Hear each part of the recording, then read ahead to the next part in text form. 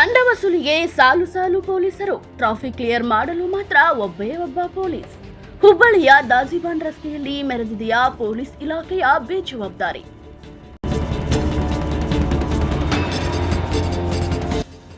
ಗಂಗಾವತಿ, ಪ್ರೀತಿ, ಸಂಗಮ್ ಸಾರಿ ಅಂಗಡಿಗಳಲ್ಲಿ ಭಾರಿ ರಿಯಾಯಿತಿ ದರದಲ್ಲಿ ಸೀರೆಗಳ ಮಾರಾಟ ನಡೆದಿದೆ.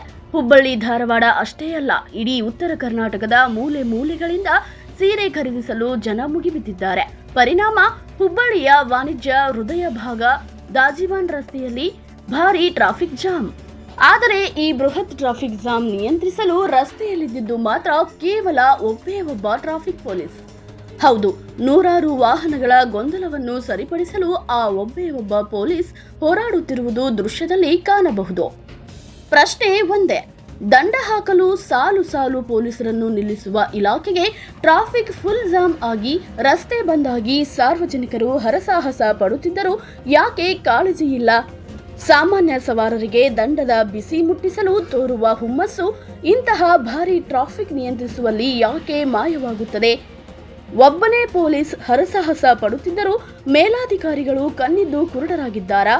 ಸಾರ್ವಜನಿಕರ ಸಮಯ ಮತ್ತು ಜೀವಕ್ಕೆ ಬೆಲೆಯೇ ಇಲ್ವೇ? ಸಾರ್ವಜನಿಕರ ಆಕ್ರೋಶದ ಪ್ರತಿಧ್ವನಿ ಇದು. ದಂಡ ಸಂಗ್ರಹಕ್ಕೆ ತೋರಿಸುವ ಕಾಳಜಿ ಸಂಚಾರ ಸುಗಮಗೊಳಿಸುವುದರಲ್ಲೂ ಕಾಣಿಸಲಿ. ಜನಮನ ಸುದ್ದಿ, ವೆಂಕಟೇಶ್ ದಾಸರ್, ಹುಬ್ಬಳ್ಳಿ.